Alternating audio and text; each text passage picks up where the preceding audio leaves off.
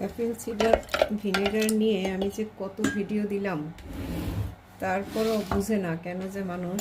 আর অনেকে তো আমার ভিডিও দেখে তারা ভিনেগার বানিয়ে আবার তারা ব্যবসাও করছে, মানে বিক্রি করছে অনলাইনে। তারা যখন জানায় তখন আসলে আমার খুব ভালো লাগে। একটু চেষ্টা করলেই এটা করা কিন্তু সম্ভব। এই যে এটা একটা পাতলা কাপড় দিয়ে আজ 45 দিন এটাই যে সেঁকে নিচ্ছি।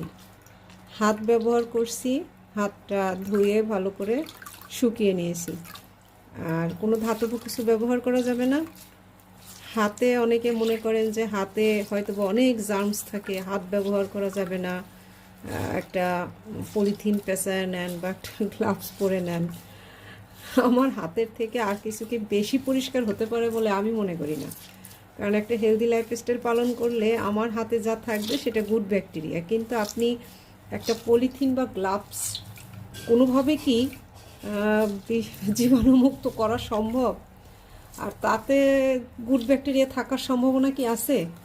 জানি না। আমরা আসলে অনেক বেশি স্মার্ট, আধুনিক হচ্ছি, আর আমরা জ্ঞানের মধ্যে হয়তো বা অজ্ঞানতাটাকেই জ্ঞান মনে করছি। জানি না, আমার এটা ধারণা। এখন এটা কি করব, এটা হচ্ছে আমি এটার মধ্যে ঢেলে নেব এবং এইভাবে পুরোটাই আমি সেঁকে নেব। ঢেলে নিচ্ছি। কাচের সম্পূর্ণ কিন্তু কাচ, এখানে কোনো ধাতব কিছু ব্যবহার করবে না, করা হবে না। এখন আমি পুরাটা এটা ভর্তি করে নেব। পুরাটা সেঁকে নিয়েছি। এই যে এবার আমি এই যে আবার একটা কাপড় দিয়ে, পাতলা সুতির কাপড় দিয়ে ঢেকে রাখবো। এটা এরকম থাকবে আরও 15 দিন, তারপর এটা খাওয়ার উপযুক্ত হবে।